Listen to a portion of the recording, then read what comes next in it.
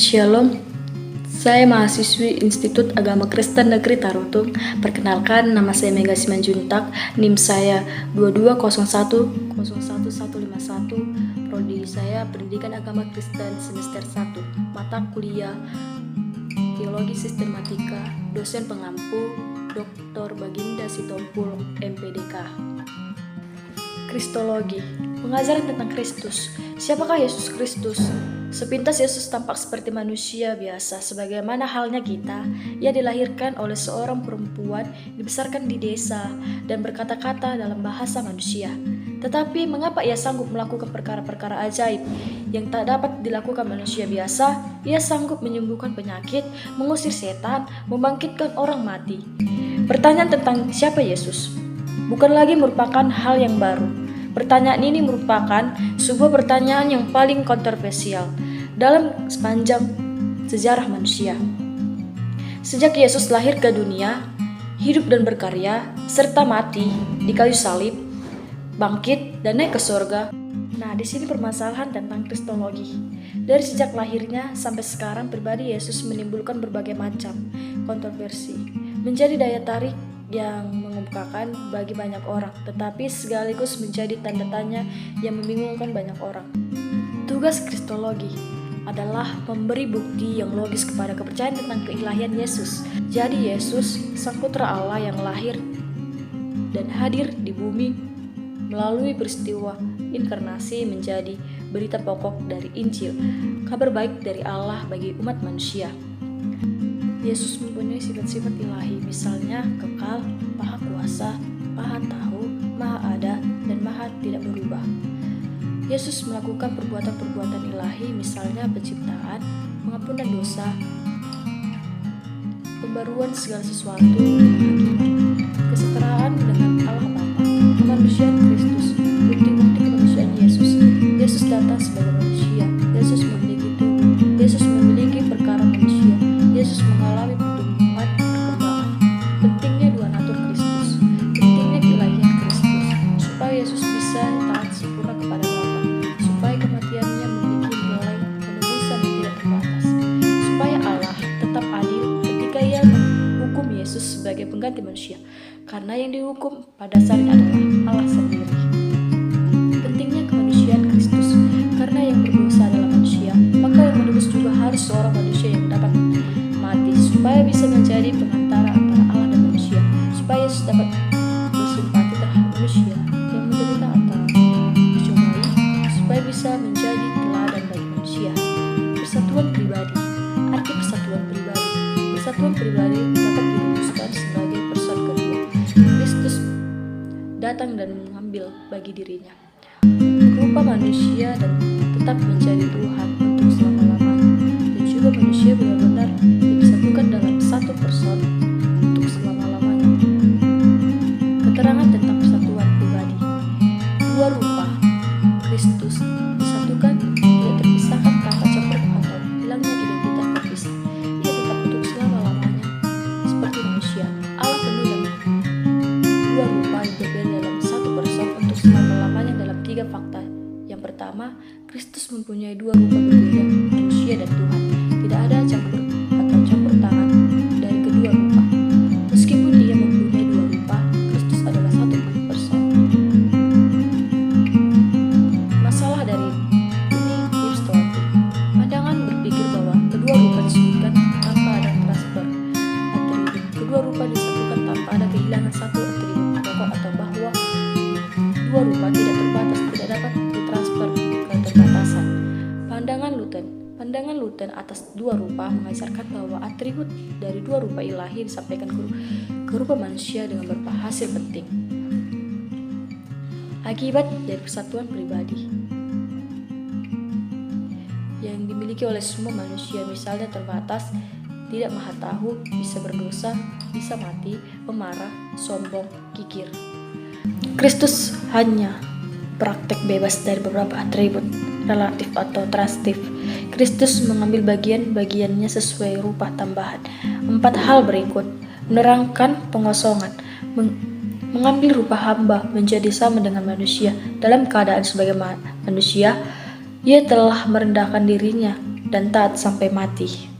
Ajaran ini menyatakan bahwa Allah adalah Maha Suci sehingga Ia tidak mungkin menciptakan dunia yang jahat dan bergaul dengan manusia yang jahat. Ebionisme.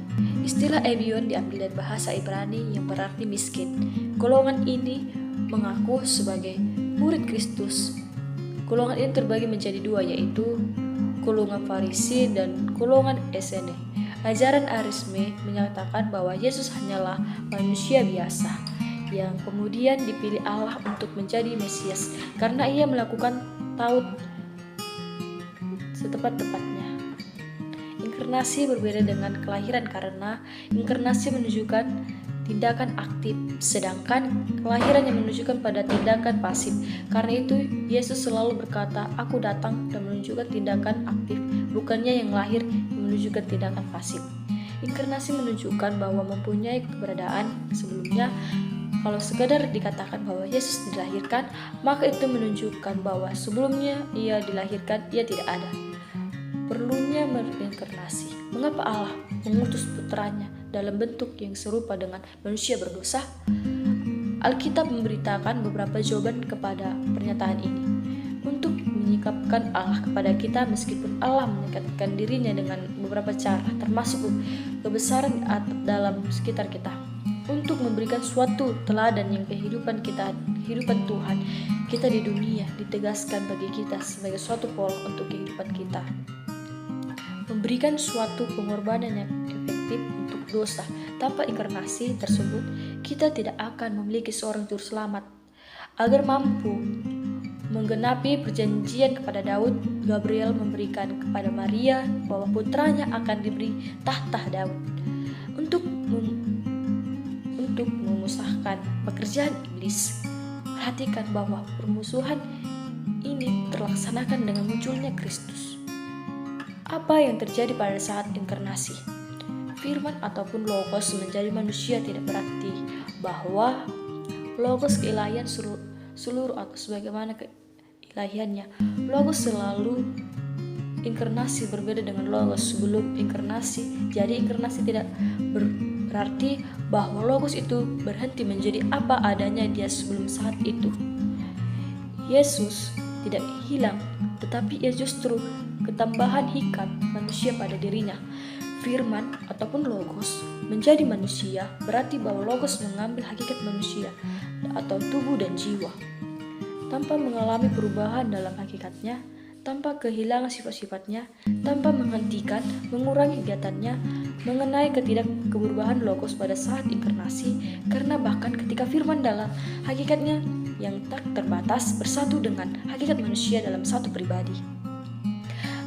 Kami tidak membayangkan bahwa ia dibatasi di dalamnya.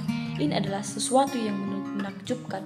Anak Allah turun dari surga dengan cara sedemikian rupa, sehingga tanpa meninggalkan surga, logos itu bersama-sama dengan Allah. Setelah itu digambarkan bahwa logos ini berinkarnasi dan diam di antara manusia, tetapi tetap digambarkan bahwa logos itu ada di pengakuan Bapa di surga. Kenosis. Nah, selanjutnya itu kenosis. Dalam pembahasan ketidakberubahan logos baik dalam hakikat, sifat maupun kegiatannya pada saat berinkarnasi ini, kita perlu membahas suatu ajaran yang disebutkan teori kenosis. Pengosongan dalam bahasa Yunani berarti mengosongkan, berarti menjadi kosong. Dalam teologi Kristen, kata ini seringkali dihubungkan dengan peristiwa penyaliban Yesus.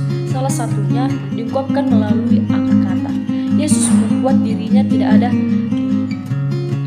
dia mengosongkan dirinya sendiri. Teori kenosis ini merupakan suatu ajaran yang sangat populer, tetapi salah ataupun sesat. Teori kenosis ini berdasarkan mengatakan bahwa anak Allah menyampaikan sebagaimana seluruh sifat-sifat ilahinya supaya dia bisa menjadi manusia yang terbatas. Contoh, menunjukkan Yesus tidak maha tahu. Kesalahan dari teori kenosis ini, yang pertama, Yesus adalah Allah, dan karena ia tidak bisa berubah, Allah tidak bisa berhenti menjadi Allah. Yang kedua, kalau teori kenosis itu benar, maka pada saat Yesus menjadi manusia, Allah Tritunggal bubar.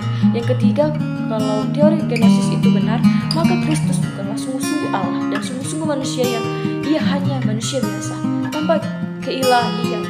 Dan kalau itu pun benar, maka ia tidak menjadi pengantara antara Allah dan manusia, dan penebusannya tidak bisa mempunyai nilai yang tidak terbatas. 3 jabatan Kristus sudah umum dalam lingkaran-lingkaran Protestan. Jabatan sebagai imam. Fungsi imam adalah berbicara kepada Allah atas nama umat. Yesus sebagai imam sudah dinubuatkan di mana Yesus dinyatakan sebagai imam yang kekal. Tuhan telah bersumpah dan ia tidak akan menyesal. Engkau adalah imam untuk selama-lamanya.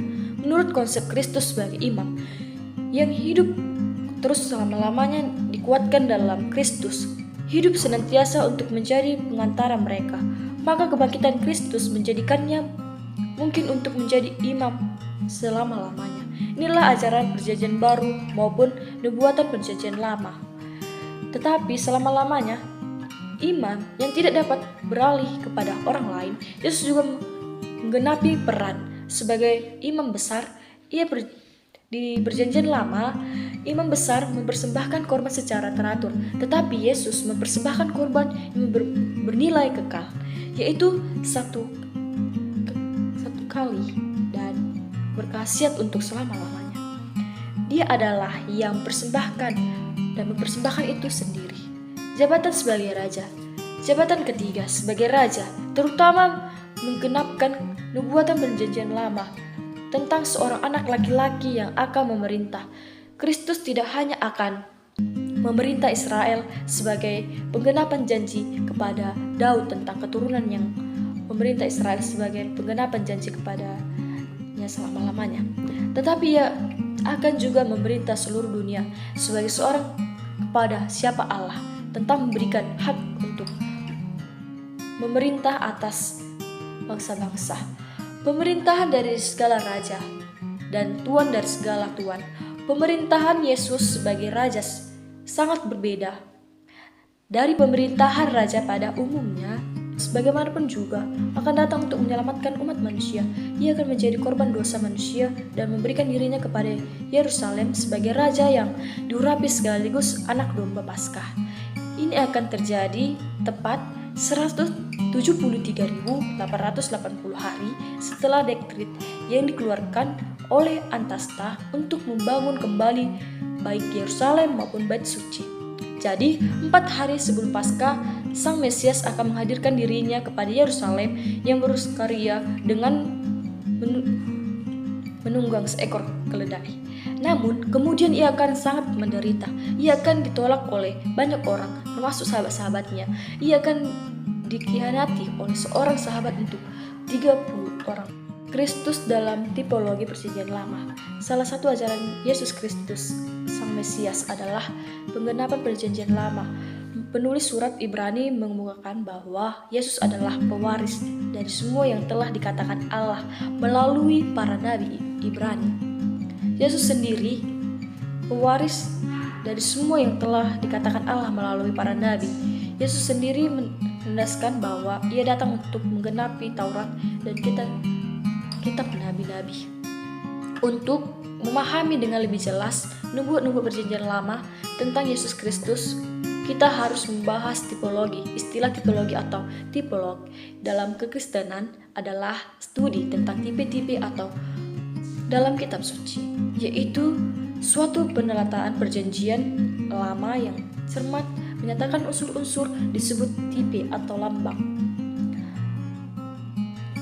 Mempunyai arti rohani, terdapat persesuaian di antara berbagai oknum, peristiwa ataupun hal dalam Perjanjian Lama dan Yesus Kristus dalam Perjanjian Baru.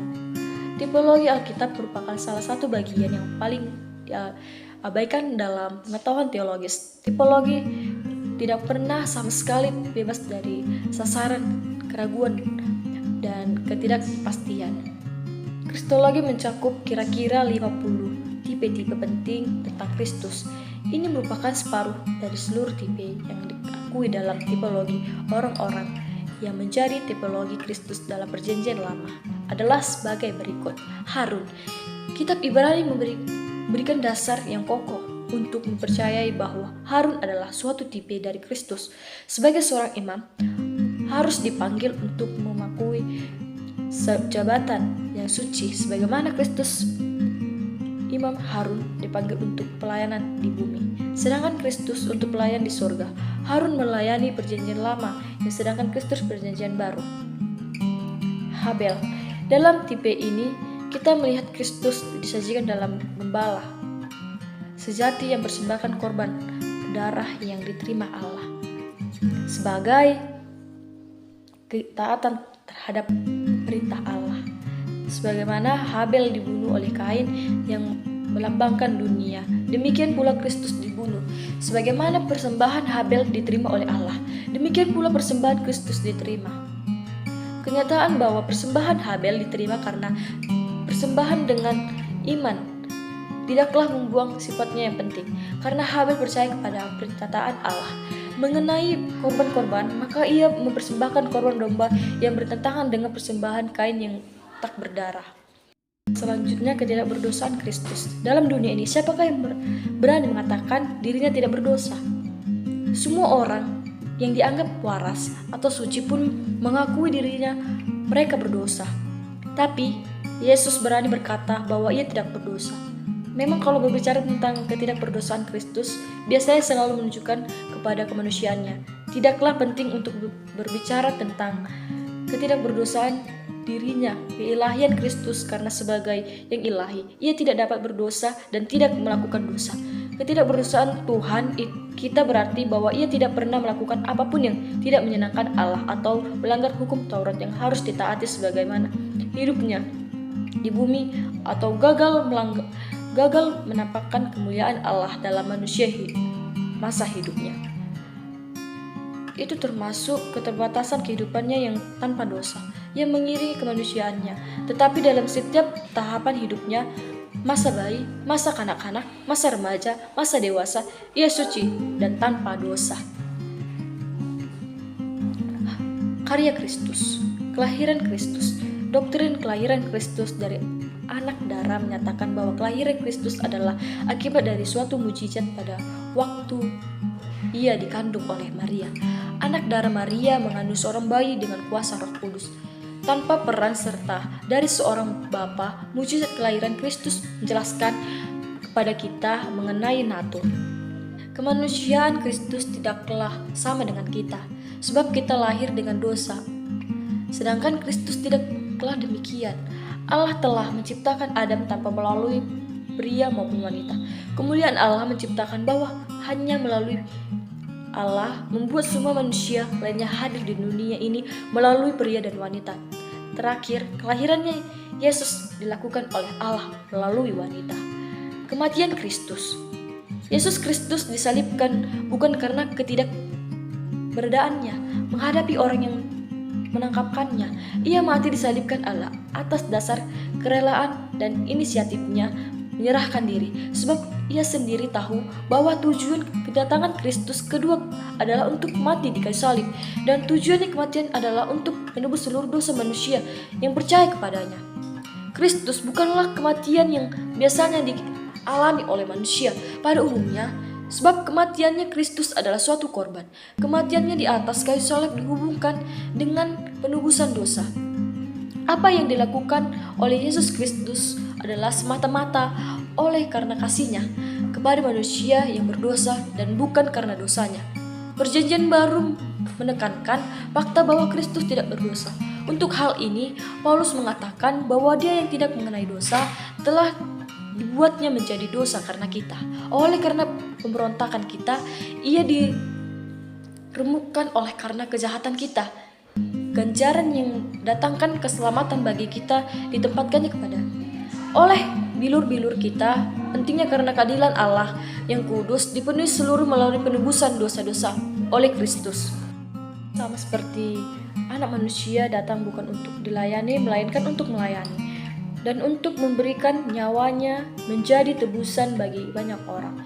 Juga menyatakan bahwa Kristus telah menyerahkan dirinya sebagai tebusan bagi semua manusia. Juga mengajarkan kebenaran ini. Kristus telah menebus kita dari kutuk hukum Taurat dengan jalan menjadi kutuk karena dengan mati di kayu salib. Kristus menyerahkan namanya sebagai substitusi seluruh umat manusia. Semua dosa-dosa orang yang percaya dibebankan kepada Kristus yang menebus melalui kematiannya. Kebangkitan Kristus. Kebangkitan menentukan sahnya iman Kristen. Paulus berseru. Dan jika Kristus tidak dibangkitkan, maka sia-sia percayaan kamu, dan kamu masih hidup dalam dosamu. Bukti kebangkitan Kristus. Kubur kosong. Jika Kristus tidak bangkit, maka tubuhnya telah dicuri seseorang. Jika musuh-musuh mengambil tubuh, mengapa tidak ada setelah itu?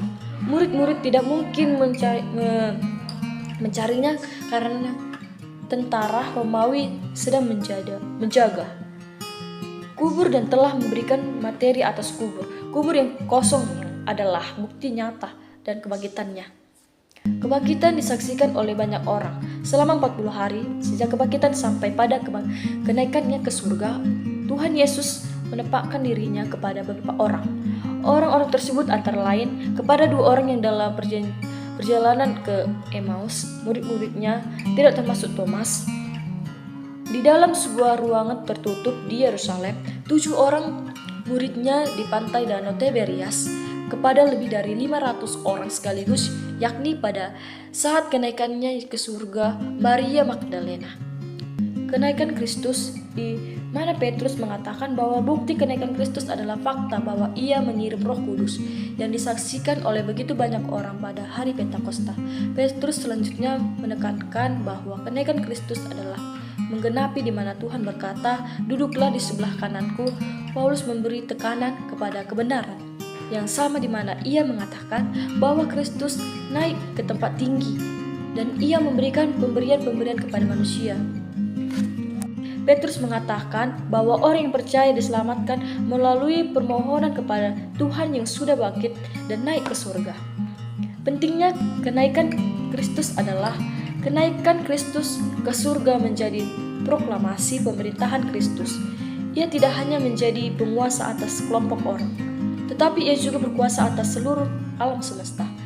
Kristus naik ke surga supaya Roh Kudus turun ke dunia. Roh Kudus juga disebut sebagai Roh Kristus. Di dalam wujud Roh, maka kehadirannya tidak dibatasi oleh ruang dan waktu. Melalui kehadirannya dalam wujud Roh, maka ia dapat menyertai seluruh umatnya kapan saja dan di mana saja. Karya Kristus setelah kenaikan. Kristus membangun gerejanya, membentuk tubuh, mengatakan bahwa Roh Kudus membentuk gereja. Karya Kristus setelah kenaikannya. Kristus membangun gerejanya, membentukkan tubuh, mengatakan bahwa Roh Kudus membentuk gereja. Tubuh Kristus, namun Kristus sebagai kepala dari gereja membimbing dan mengawasinya, menyatakan bahwa Kristus adalah membuahkan pertambahan dalam gereja. Ini konten dengan dimana Lukas mengatakan bahwa Injil yang ia karang menggambarkan pekerjaan yang mulai dari lakukan Kristus dengan pengendalian bahwa pekerjaannya berlanjutan hingga dewasa dalam pembangunan gereja. Kristus berdoa bagi orang percaya. Perantaraan Kristus menjamin keamanan penyelamatan kita. Orang yang percaya tepat di kehilangan menyelamatkan, halnya jika Kristus efektif dalam perayaan sebagai perantaraan Kristus termasuk kehadirannya di hadapan Bapa.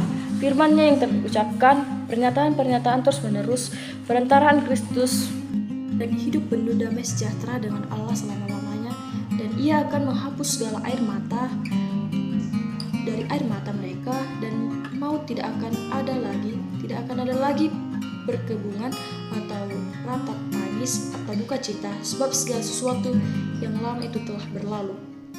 Sekian dan terima kasih. Semoga bisa bermanfaat bagi saudara-saudari yang terkasih. Shalom.